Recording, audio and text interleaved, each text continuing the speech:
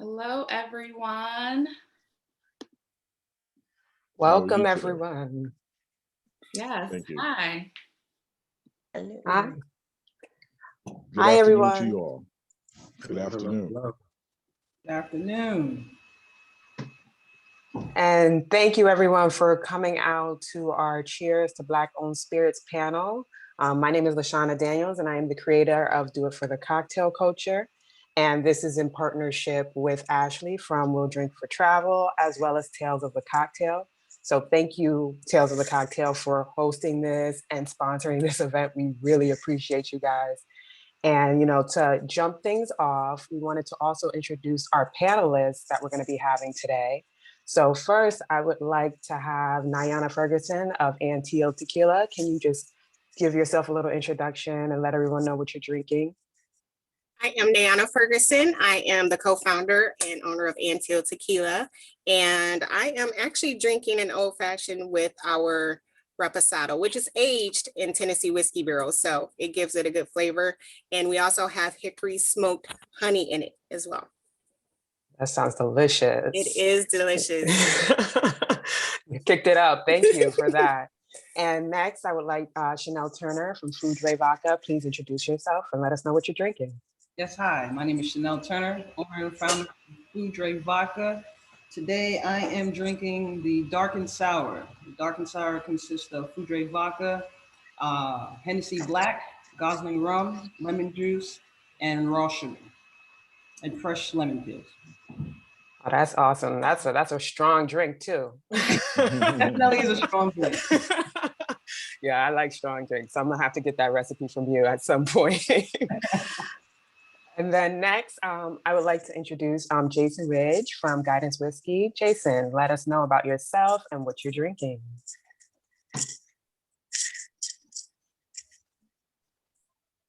Hello, my name is Jason Ridgel, owner and founder of Guidance Whiskey. And today I am drinking our whisk tea, which is a mix of Guidance Whiskey and a local homemade tea, Tim Southern Tea here in Nashville. And it is a wonderful daytime brunch masterpiece. Perfect for the occasion. Thank you. Mm-hmm. And next, I would like to spotlight Shay Woods from HH Bespoke Spirits. Let us know what you're drinking, Shay. Hi, I'm Shay Wood, President and CEO of HH Bespoke Spirit and Beverages now, and I am drinking a dark and stormy with a little bit more rum than ginger beer. It's our HH Bespoke rum, and I'm proud to announce we just won a 2020 Proof Awards for our design distinction. So rum cocktails all month long for that. I love that, and I'm a rum cocktail girl myself. I'm actually drinking 10 to 1, but I love me a daiquiri, so I'm gonna try that out in a daiquiri one day, your rum. Next, I would also like to introduce Abner. Abner, can you please let us know how to properly pronounce your last name, because we don't want to butcher it, and tell us a little bit more about yourself. My name is Abner Montfleury. I'm 24, Asian American, owner, founder, and inventor of Montfleur Duvin wine company based down in Maryland. And today, I'm drinking water. I mean, you got to stay hydrated. So, no shame in that. And last but not least, we have Robert Montgomery from Shinju Whiskey. Robert, how are you doing? I'm doing well today. Thank you. And I'm drinking Shinju Japanese whiskey old fashioned. It actually has simple syrup, little bitters, and for garnish, orange peel. And it's very flavorful and tasty and good for an afternoon cocktail. Cheers. Cheers, everyone. And welcome all the panelists, as well as everyone in the Zoom. Thank you all for coming out. And Ashlee, my co-host, please tell a little bit about yourself. Hi, everyone. I'm Ashlee Tuck, founder of We'll Drink for Travel, a website dedicated to all things travel and mixology, and also home to a list of over 120 and counting Black-owned spirits. And today I'm actually drinking LS Cream Liqueur out of Canada. Figured it was a good brunch time drink for today. Shout out to them. And thank you guys so much for joining us. We're very excited about this panel. I know LaShana and I had this little brainchild, and we're so happy that Tales of the Cocktail has partnered with us. It's a dream come true for us, so thank you all. And we're really excited for today's discussion. We have, such great questions planned that we just want to jump right in. Firstly, I'd love and we can start with Nayana from Anteel. Please tell us about your background and how you got into the spirits business. And before you get started, actually, I wanted to remind everyone listening that you can ask your questions. Please put them in the Q&A. We are monitoring the Q&A, and we will get to them at the end. So please feel free to ask your questions. Nayana, please tell us how you got into the spirits business. I got into the spirits business because being in the corporate world, my husband and I, we were looking for a business or an investment to start with. And we had started researching just premium spirits. And one day we were talking and we were wondering, what would we, do? And so I asked my husband, I said, if we could own anything, what could we do? And he's like, a tequila business. And he's like, but we can't do that. And I was like, why not? So that's basically the start of it. A couple of days later, I found a distillery to work with us. And 11 months later, we had our first bottle in our hand. So it was a very interesting journey, just because I knew nothing about the spirits industry before I got into it. I did have other businesses, but nothing about the spirits industry. So it's been a on-the-job training, but 3.5 years later, I'm well-versed. Nice. Leave it up to a woman to make it happen. Absolutely. Absolutely. That's why I'm the one that makes everything run. Exactly. Shay, what about you? How'd you get into the spirits business? Well, I like to say that I'm a lifestyle entrepreneur. When I was in college at Columbia University in '92, my husband and I started a custom clothing company. Started out with fashion. We make a lot of clothes for artists and entertainers. That evolved into a retail store, Harlem Haberdashery. And HH Bespoke Spirits is actually a brand expansion of my retail business. Knew that we wanted to be in lifestyle, knew we wanted to have different categories of brands and products that we know and love that fit our brand aesthetic. We had an opportunity to do a signature brand. Did not plan to be in the spirits industry, but it's kind of the gift that I didn't know that I wanted. I'm excited. We've also been in business for 3 years. It's a family run and operated business. So we're really excited to kind of elevate our Harlem Haberdashery as we expand into HH Bespoke Spirits. Wow. And I love your story, Shay. You just have, the entrepreneur, you're juggling so many hats. So thank you for sharing. Abner, what about you? Yes, so my path to the wine industry was not linear at all. I graduated from Boston College with a degree in psychology, and so my first thought out of college was, I'm probably going to go to grad school and try to get my master's in clinical psychology. But like I said, my path to the wine industry wasn't linear. I ended up moving down to Maryland 2 years ago and attending wine festivals and wineries. And one thing that I noticed was that, they weren't people that looked like us that, either owned or sold or, any wines or wineries and whatnot. And so for me, I was just really trying to figure out how to get, wine into a bottle. And one thing led to another. And I was able to, figure out the good parts and, the great parts of distribution, licensing and whatnot. And I was able to find my partner that I work with now. And I've been able to launch my wine in 20 stores and retail locations, including the Hyatt Regency in Baltimore. Oh, how exciting. I live in Baltimore. I'll have to go check it out. Yes. LaShana? Yes. So I have a question for some of you as well. Just thinking back to how Ashlee and I, we kind of came about this idea for the panel. We were going and sharing some of our experiences that we've been having with people reaching out to us because we both love to promote Black-owned spirits, obviously. Some people have a very interesting perspective when it comes to Black-owned brands as well as Black ownership in liquor brands. And, we thought instead of us putting our opinion out there, what we think, we wanted to get your guys' consensus because you are Black owned brands and we want to see how you identify. So, I would like to start off with Jason from Guidance. Tell me how you feel about Black owned versus Black ownership and what that means to you.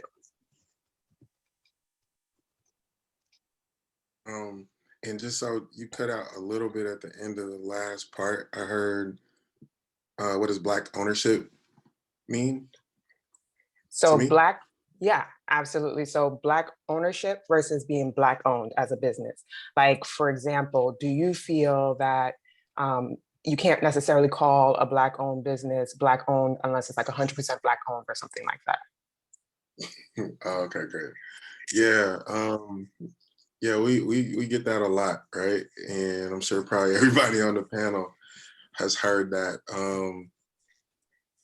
To me, Black owned is Black owned. If you start to look at supply chain and even the stuff that I guess we would call it white owned or Japanese owned, you all get a part of your supplies from somewhere, right? Unless you're controlling the whole supply chain from the trees that make the barrels to the grains that go into everything, you can't control that whole thing. So to me, it's wordplay, kind of. And it's weird because we've started to really focus on the ownership more than the support. And we do that a lot when it comes to the Black culture. When you walk into a normal store, we don't naturally do that. You know what I mean? Who owns this? Who owns that? Who owns this part? Who owns this stuff? It's not normal, but we are very heavily criticized and in that nature. So for me personally, you can own part of it. You can own a tenth of it. You can do it. Don't matter. If you're pushing the culture forward of the spirit culture, you've done the work and you're helping others along the way. To me personally, you Black owned. I agree. And Robert, because you popped up first on my screen, and you and I even had this dialogue when we first met. Yes, exactly. So I definitely wanted to get your opinion on this. And even, you can go into a little bit about Shinju being unique, that it is a Japanese whiskey, and you being partially owner of that. So as Jason said, unless you own all the aspects of the product that you're producing or creating, I feel that it's not totally Black owned. I think the management, the culture, the direction of the brand has a Black ownership or owner perspective, but unless we actually are owning the financial institutions, the sources that we're getting the product from, it's Black ownership, which I don't think anything is wrong with that. In my situation, as far as the Japanese whiskey, we're sourcing a product from Japan, but it's a product that we've conceptualized, came up with the strategy to promote and market the brand. And we are managers of the brand as it goes to market. So, unless something, and you're having conversation or in, a broader community that you're talking about Black owned or Black ownership, I think Black ownership is important, that in this business, specifically in the spirit business, that we actually have 5% of ownership in wineries and brands in the market, but it's actually growing, that it's going to be inclusive of others, that it's not totally Black owned, but Black ownership is my perspective. Thank you for that. And I do agree with a lot of the points you're bringing up. It's very interesting to even think about like the supply chain, like nobody's questioning that. They're definitely questioning like the heads. And, Chanel, I also wanted your perspective on this and how you feel about it. So I would definitely say I have a difference of opinion on this. Having created and started the Black Owned Wine and Spirit Festival and what that platform is all about, my perspective of being Black owned versus Black ownership is, for me, being Black owned if you're Black owned, you drive the mission and vision of the company, right? You are the decision maker of the brand, the company. It's your baby for the most part.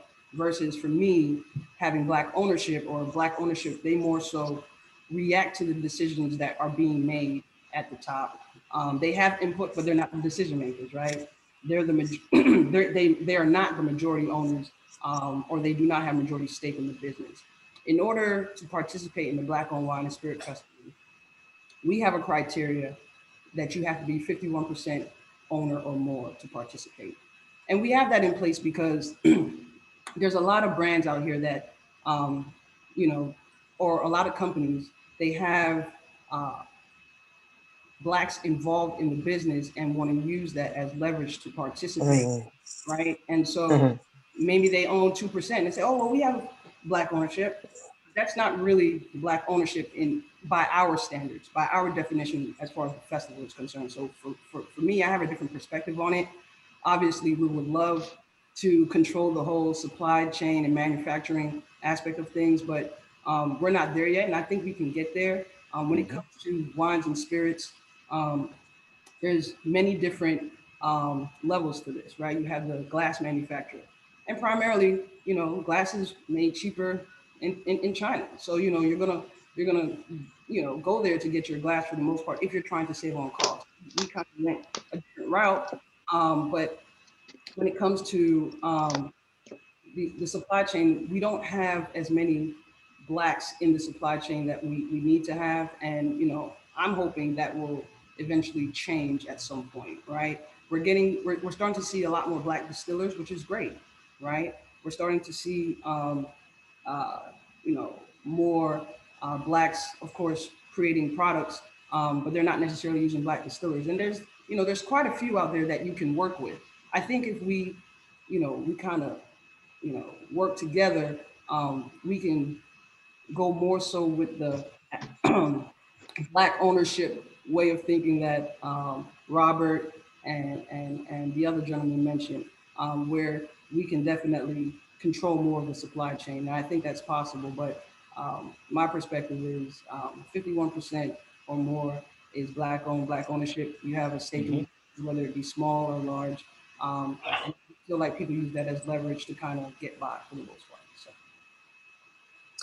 Thank you for that perspective. And, you know, we appreciate hearing all sides of it. And Ashlee, just wondering, would you like to maybe get some more people's perspective on this particular question? Sure, if anyone else wants to weigh in on that, I think I actually never considered the supply chain portion of it. So Jason, thank you for bringing that up.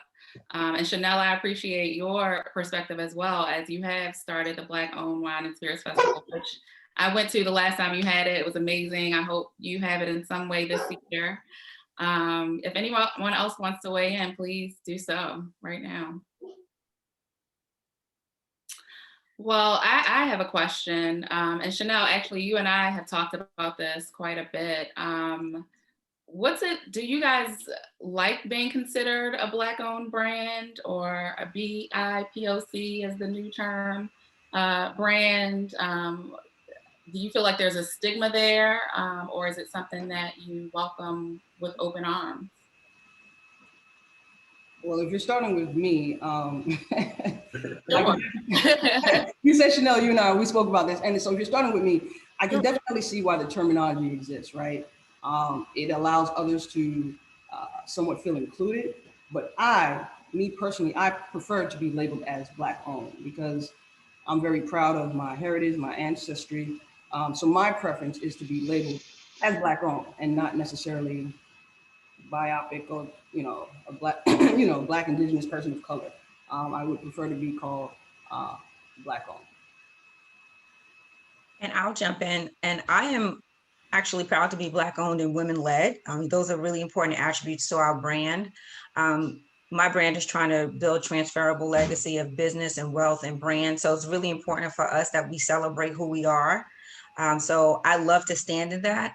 I don't want to exclude any consumers, but I'm very proud to be Black owned. And this last year, unfortunately, after the civil unrest, I was glad that buying Black became part of the conversation.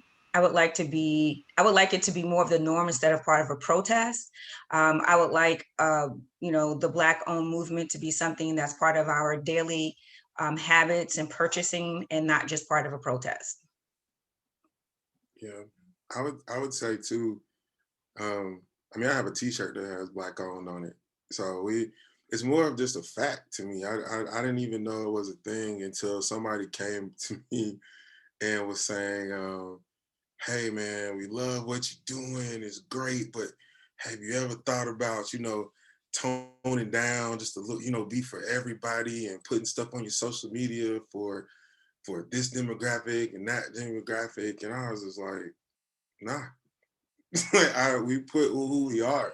And so Black owned is almost a fact, as more so than a flag I have to raise. Because when I go in the liquor store, I don't look at, you know what I mean? Like Jack Daniels doesn't have to say that they white owned, or we don't have to jump through those hoops. Like, I'm so proud because for me, I know that I'm a part of a freshman class of something that's never been done before.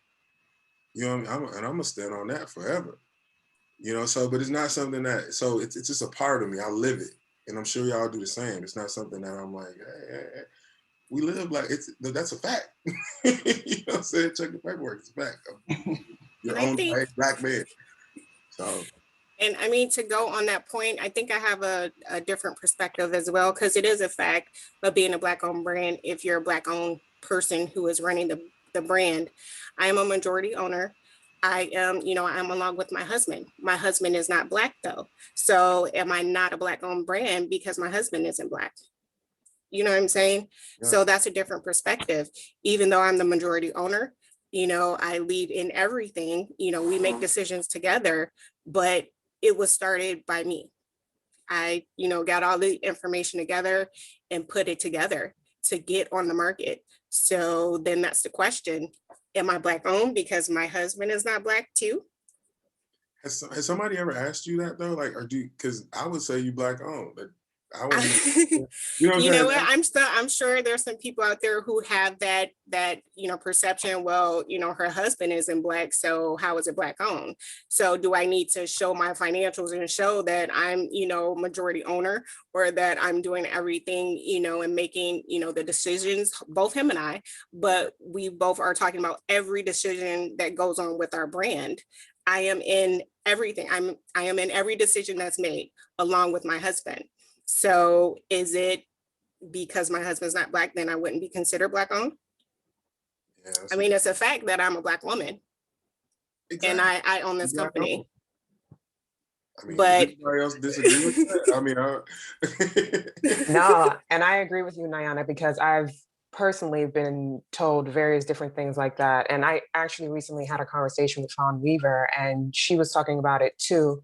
In her perspective, it's more so who is creating the narrative, who is pushing the brand forward. And I don't know if I can necessarily equate that with percentages, because like you can be a 10% owner, but you could also be the person that is the one in charge of marketing, the one in charge of making the connections, all of those different things. So, I do think when it comes down to it, it is more so about what is the driving force in the company? What is your mission? What are your goals? How do you want to be represented? Are you doing things to help the culture? That kind of perspective is where I stand on it. But, I know I'm not the end all be all personally. I mean, I agree. And, I hear that just because I am in business with my husband, and most businesses, you do end up having to have a partner or investor or someone else who's involved, because as much as we want to do things ourselves, being in this industry is massive.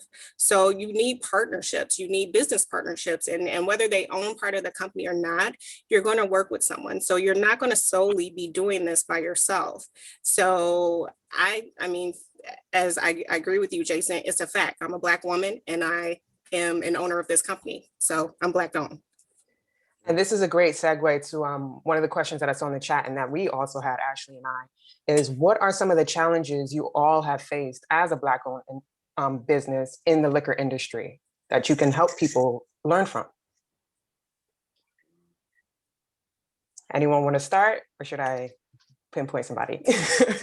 I'll start. Well, for me, it was a total lack of resources and not having a network to connect with. So anytime I meet a lovely maker on a panel, I kind of will reach back out because I don't, even if we sell the same product, I don't see us as competitors. I mean, I think this industry is so vast and profitable that even competitors can work. I think collaborative efforts are absolutely what we need to get to the next level for all of us. If it's sharing resources, if it's sharing information, I will gladly help and I will gladly receive any information or advice. Just because we don't have these networks to kind of pull us up. And when you're talking about generational legacy, I'm the first generation and I don't have that, you know, that family member or that pre-existing business. So we have to build together. And it's really important that we remember that even though we're alone, we are, you know, powerful together. All right, you know, we're definitely not alone, Shay. We we're not alone. We definitely got each other. I would jump in to say that having been in this industry 12 years, I started at 25. I'm the youngest. I'm the first African-American woman to own a vodka brand and the youngest. And when I started this whole endeavor, when I walked into the room, there was nobody that looked like me. Today, it's a different conversation that we're having. But 12 years ago, there was nobody in the room that looked like me. And so resources was definitely a challenge for me, and resources on many different levels, whether it be financial, whether it be just trying to find the right supplier, manufacturer. And then, of course, once you create a product, the biggest thing is getting to market and then finding a distributor that's willing to take a chance with you, right? A lot of distribution companies require brands to have this massive amount of marketing capital to be able to push their brands. And it's tough enough just to be able to have a finished product, right? And so, and meet supplier minimums and things of that nature. I definitely think that, you know, we face many different challenges that other people don't, unfortunately. And so, once again, that's why we created the Black Owned Wine and Spirits Festival, to have a platform so that there's more visibility for Blacks in this industry. That's why we have a distribution company. While we don't just service Blacks, and we service everybody, but I have the opportunity to give brands an opportunity to go to market in Washington, D.C. and Maryland. Opportunities that I wasn't given. I went through so many different distributors, it's crazy. I got the door closed in my face by the big ones, the small ones, they were just sitting on my product. So, you know, being in this industry 12 years, I've learned so many different things on how to try to not only help my brand, but help others in this industry as well. So we're not alone, we're together. Shay, I don't, you know, we definitely, and I think if we stick together, right, then we can definitely make headway. It's the saddest thing for me, and I'll wrap it up with this, is to walk into a Black-owned restaurant and see that there's not one Black-owned spirit in that restaurant. That is the saddest thing for me. How are we supposed to rise together if we're not supporting each other, right? We have Black-owned distributors, we have Black-owned brand owners, and then we have Black-owned establishments that should be carrying Black-owned products. Black-owned distributors should be giving Black-owned brands an opportunity to reach the market. They should be carrying Black-owned products. So the fact that we're not doing this is a very sad thing, but I think if we change the conversation and understand that there's power in numbers, right, and group economics, we can do more together than as individuals. So that's my take on that. That's great. Robert, what about you? How do you feel about this? So I just wanted to jump in to say that my business associates and I started this business in 2013 with friends and family money of $250,000. That money was gone in like 5 months. So you have to be very resourceful. And we actually were resourceful enough to be able to have a network of individuals that we got guidance and was able to structure the company to seek out financing, because this business is extremely very cash sensitive. You have to have resources to be able to get your product bottled, get a marketing package, get it to market. As the other young lady said, to get distributors to be confident enough to take on your brand. So resources are very much needed to be in this wine and spirit business. I'm happy and proud to say that my business partners and I have been able to create a wine spirit holding company where we now actually own several brands and actually have been able to create a hospitality company where we're doing other things in the wine and spirit business. But you do need to have resources and capital, which is one of the barriers to entry in this market for African Americans. So I just wanted to add that. And Abner? I don't know if I'm the youngest one here, but I think for me, one of the challenges was just finding that community and understanding that now, you know, being in the industry, we are out here in numbers. And so for me, it was just finding that community, finding people that are willing to share, you know, that knowledge, that valuable knowledge. So I do not fall in those pitholes that, you know, a lot of people do fall into when they're launching their own, you know, their own company and whatnot. And so I'll say that was one of the challenges. And like Robert said, the capital, the resources. I had to think outside the box and not just, you know, I will say I started this company with all my money. You know, I was working, you know, a lot of hours, saving as much as I can to just finally launch my own company. And I'll probably say resources, it was one of the challenges for me. But, you know, because I'm in this industry now, everything has opened up. I'm connecting with Black distributors. I'm connecting with, you know, Black wine shops and whatnot. And so I will say, even though it was a challenge to get in, now that I'm in now, you know, even the panelists, you know, on this panel, I do plan on reaching out because it's just, I have to soak up that knowledge, and there's a lot of advice that I can definitely get from you guys that will, you know, put me in a better position and help me avoid a lot of the pitfalls that come in this industry. This conversation actually reminds me of what Issa Rae said about networking across instead of networking up, and just how valuable that can be. I think, you know, we always think about how we can network up and what people can do for us, but like networking across can be just as beneficial and making those connections and helping each other to rise. So I love this conversation, and I wish more people thought this way in the Black community. LaShana? Yeah, you know, I wanted to add, because you all mentioned some great points. I want to make sure I hit them all too. You know, Chanel, I love the idea of you bringing up the connection between Black-owned spirits and Black-owned restaurants. Like, that's something that I know I've never thought about, but of course it should be a no-brainer in a way, you know? That should be one of the most basic support systems that we have. But, you know, I do want to encourage you all and let you know, like, this panel, based off of what I'm seeing right now, what I want them to continue to be is a networking community for Black-owned spirits. I feel like that should be as strong as possible. So we should continue to keep coming together. And Abner's mentality is exactly what I want, you know, for you all to network afterwards, just glean from each other, help each other. Even the people who are watching here who want to know more about us, you know, I am of the belief where you can DM me on my page anytime you have a question or anything.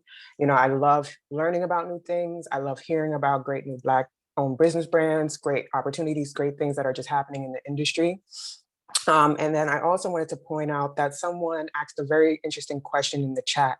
And they said, what do you guys as the business owners think the Black consumer should be knowing about your products, how we should be moving forward? I know, like, one of the things I always promote is that if people go to their local liquor stores and they request Black-owned spirit brands, that's a great entryway for you guys. So what are your takes on that? I think what we can also do is gift Black-owned spirits and products. That's a great way to introduce a known product to, you know, your network in your family and friends. I think it's important, even in restaurants, specifically ask what Black-owned products are you carrying. I'm not trying to put somebody on on blast, but, you know, sometimes they don't even realize that the consumer wants something that they don't have. Their suggestion box. I have wrote lovely notes in some restaurants, like, you guys should carry my brand and 4 others, just because I feel like you have to tell the universe what you want, and what we want is sales, traffic, and impressions. Marketing is also really important, and I know that I have a very specific opportunity through my celebrity adjacent to talk about the brand. But I think as journalists, we need to support each other. We need to write stories. If someone is having a wedding, you can have it at the wedding so that more people can see it. There are all types of creative ways for us to support brands, even if we're not the maker, but a consumer. Yeah, I was gonna say that be intentional is exactly what you need to do, because we don't realize just how much buying power we really have. We spend money every single day somewhere. We eat out for lunch. We entertain people for dinners. You could be in the banking industry, and they throw parties. There's so many things that we've elevated ourselves to, but we never come back and say, hey, use this. If I spend money in a restaurant, and this is just me, if I spend money in a restaurant and they don't carry my stuff, I don't go back there. After I've asked, and it's just that simple, because I'm spending hundreds of dollars on lunches. I'm spending hundreds of dollars on dinners.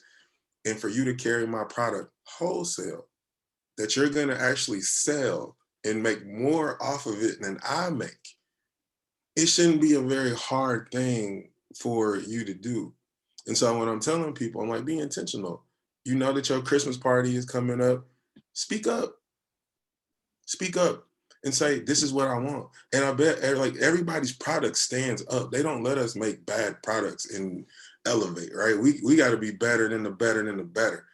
So the product is going to stand up. I mean, I bet all of these products beat out hundreds of other products in quality and taste and performance. So realize the power that you have. Start to really be intentional, and you will see all of this stuff blow up, because it's really just opening your mouth. So, and actually, I looked this statistic up before the panel. The Black community has $1.4 trillion in spending power. 1.4 trillion. So just imagine the spirits industry as a small slice of that. Like, that's huge. And Jason, I love the point you made about being intentional. And as a consumer, because I'm not a Black spirit owner, I'm just an enthusiast of all your products.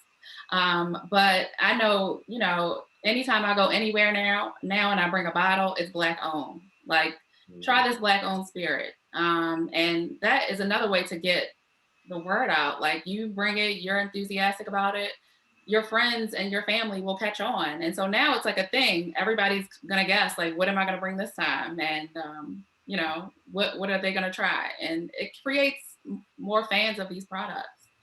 So just really being intentional with what you're supporting. Does anyone have anything else they wanted to add before we Yeah, I'm just going to add this one little tidbit. Yeah. And I definitely agree with being intentional, but also in my situation, being a distributor, holding retailers accountable, right? So, you know, one thing that we're trying to hold retailers accountable for is having a display in their retail store and putting it on front display. These are Black owned spirits, right? You have people that are coming into liquor stores, you know, looking for Black owned products, right? And they're kind of hidden in the store on the bottom shelf here. And so we're holding our retailers accountable for having a display for Black owned spirits. So I think depending on where you are in the business as a distributor, you know, accountability is important, and we're holding our retailers accountable to create these spaces for us so that we get the visibility that we so deserve. To your point, that $1.4 trillion power that we have, right? We spend so much money, and we do not spend it enough with each other. It's so sad. And so, you know, if we continue to kind of push that narrative and put it in the face of individuals, have the retailers have the displays, letting you know when you walk in, you see a big display that said, here are Black owned wine and spirit brands that we carry in our retail store. And we're working with all our retailers to make that happen. So accountability, I think, is important as well. Thank you, Chanel.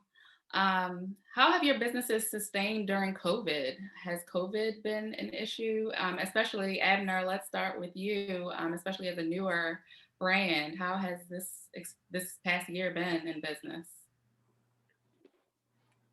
I'm grateful that I was able to launch during COVID because, well, during the pandemic, because it allowed me to adapt and just think outside the box. If we were just living normally, I probably would have been at wine festivals. I would have been doing wine tastings, et cetera. But because that got shut down, I had to pivot and just learn how to adapt.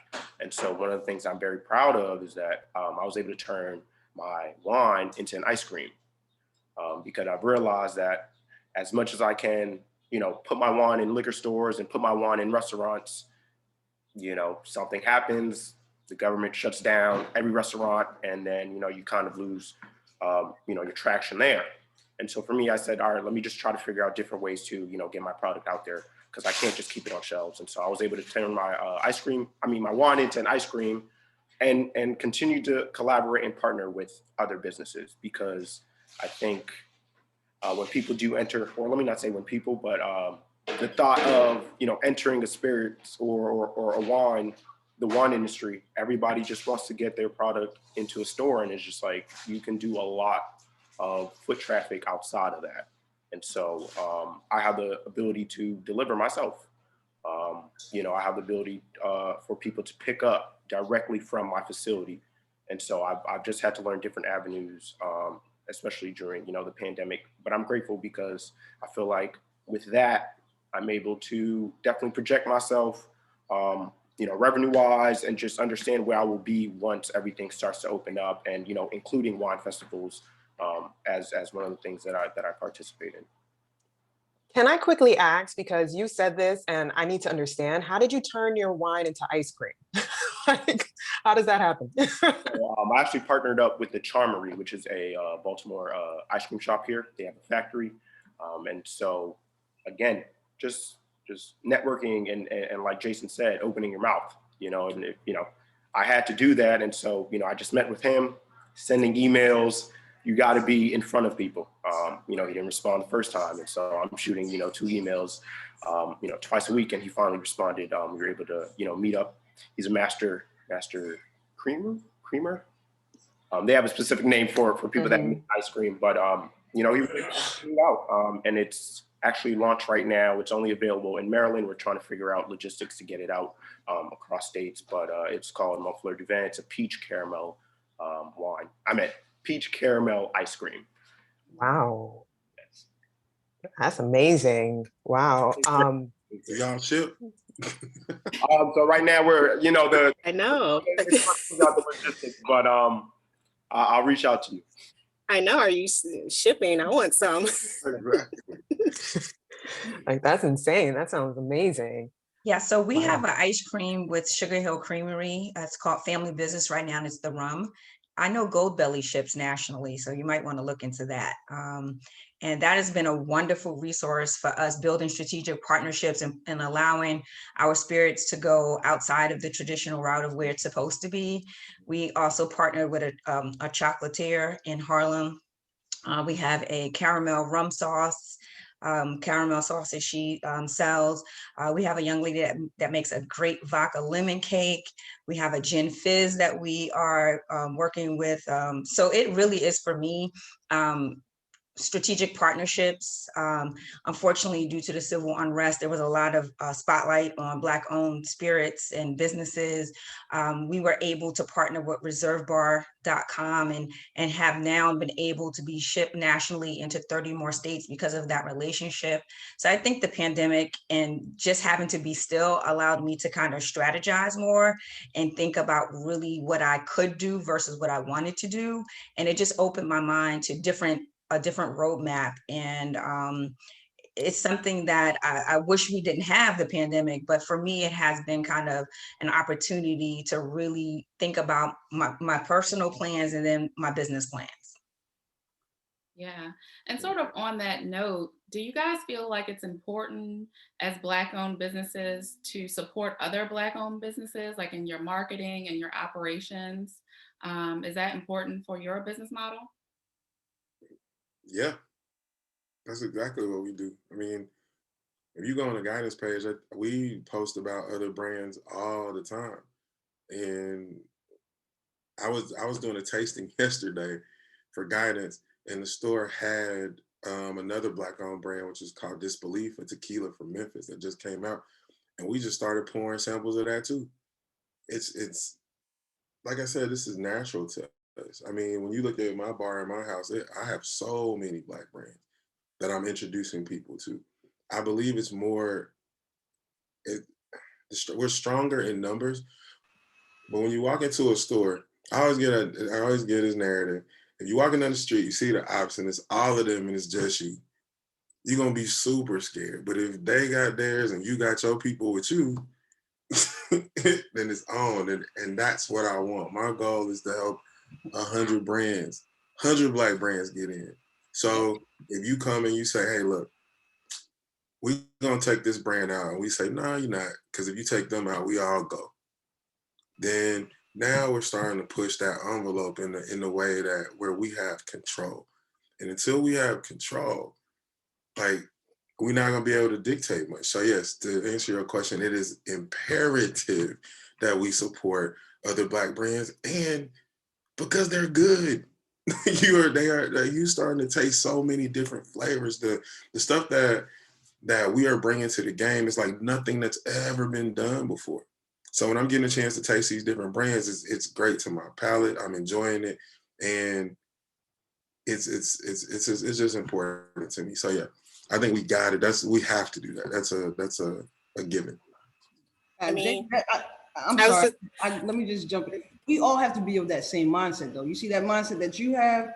I have the same mindset, but not everybody's on that same page, right? Everybody's no. not in the same way. Right? No, and I was going to say the same thing, Chanel, just because, I've been touted as the first Black woman to own a tequila brand, which I was. But I do know there are going to be other people in this space. I have no problem with that, but I want to work with you. I'm not trying to be your competition. But I'm sure somebody is going to come out and try to be my competition because they may want to try to take a mantle or something. Why can't we work together? I want to support everyone who is in this space. This space is hard enough, okay, with us being Black owned, spirit brands. I feel just like I was going to say earlier, these partnerships, these resources are very important. Just like you were speaking about the distributorships, because that is one of the challenges as a Black owned brand that you have, getting distributors, getting capital. So we should all be trying to support another with these resources. Yeah. To your point, it's really not a competition, right? No. As a distributor, I own a vodka brand, but I distribute other vodkas. Exactly.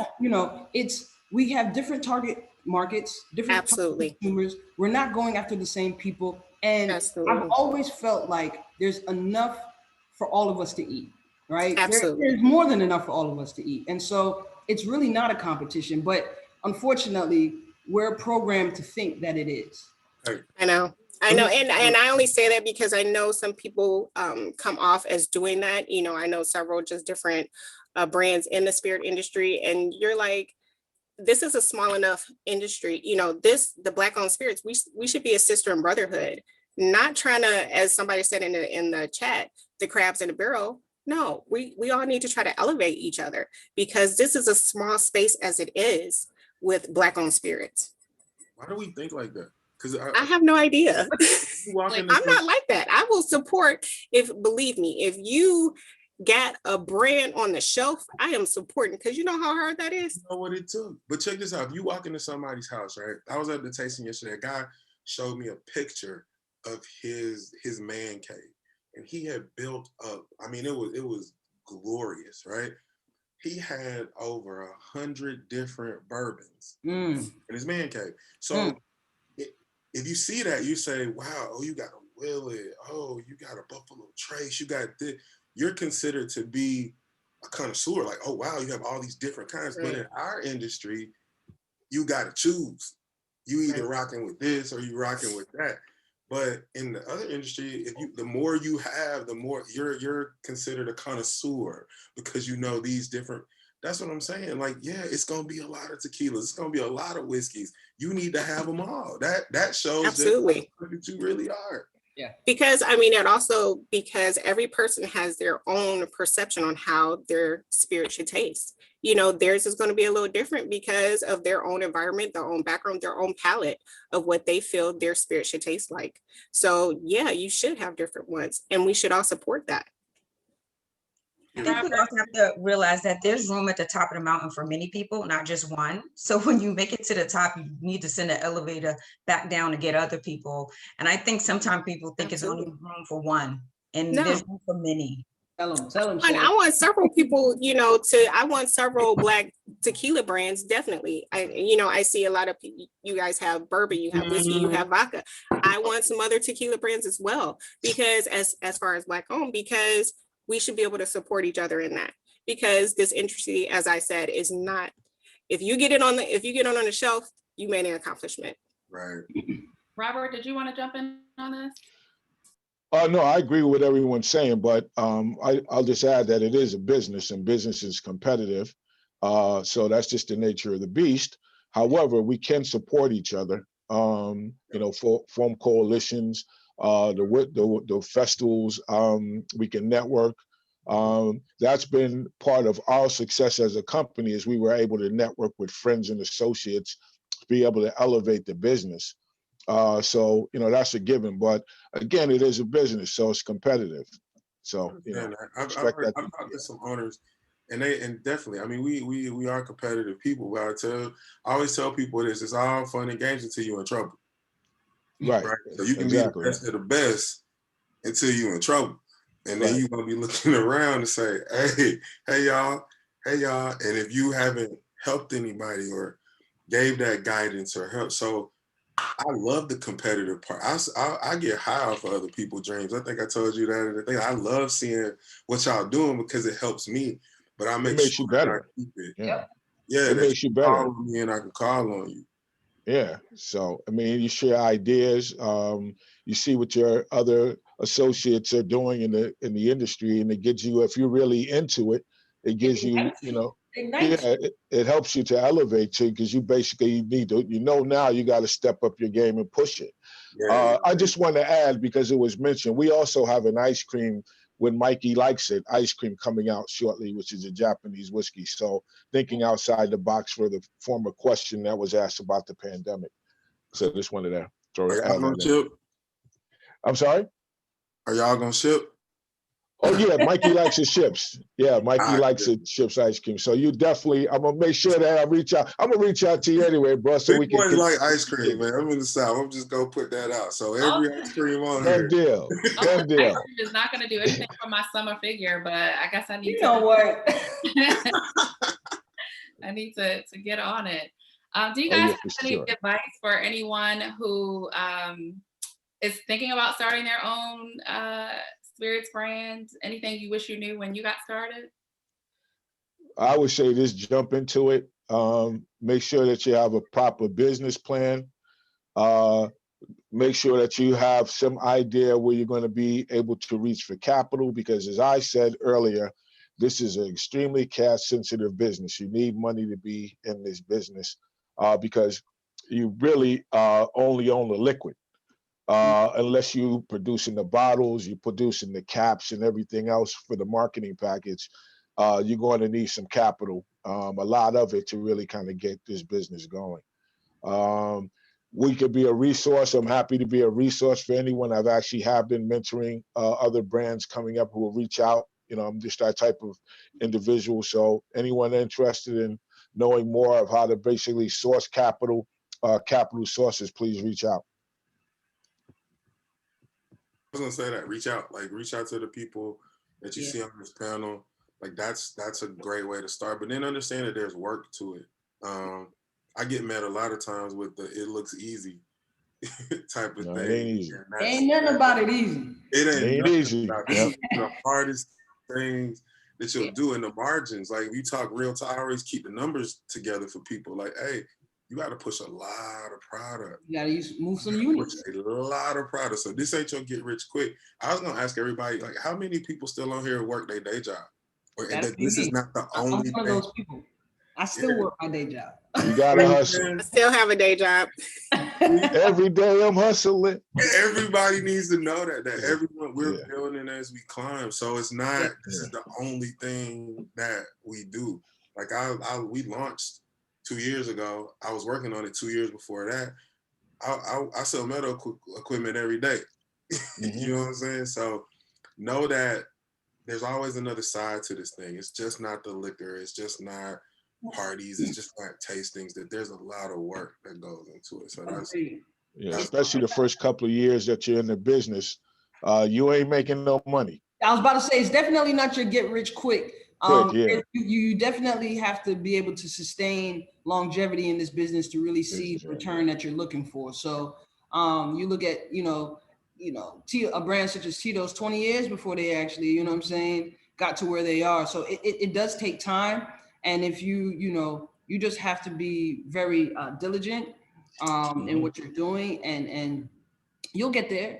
I've seen brands that started before me that are not here today and came after me that are not here today because they can't sustain what it takes to really keep a brand in the market.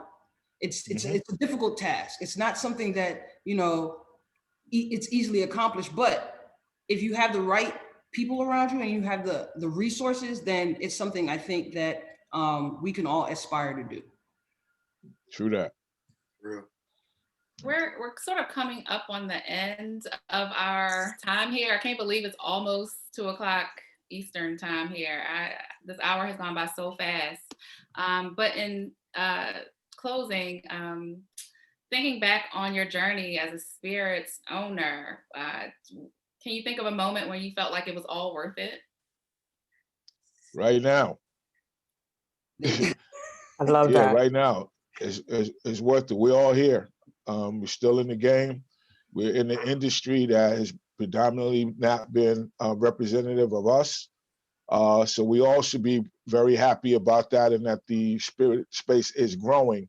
Yes. So I would say right now, we're here. I would agree with Started that. from the bottom, now we're here. I would definitely agree with that. But also, initially, I would say when I first got my product to market, but that has changed in the last, I'll say, 5 years. For me, it was the first annual Black-owned wine and spirits festival. To see all of us in one room that are in this space, that's for me the most memorable, the most accomplished moment, honestly, because it's bigger than my brand. It really is. It's really about all of us. So that's my thought on that. I'd like to know more about your festival also as well. Yeah, I appreciate that. Thank you. Yeah. And I would like to hear Abner as well. What are your moments? I'll probably say definitely when I got into my first store, which was a Black-owned, woman-owned wine bar in Maryland. It's called Serenity Wine Bar Cafe.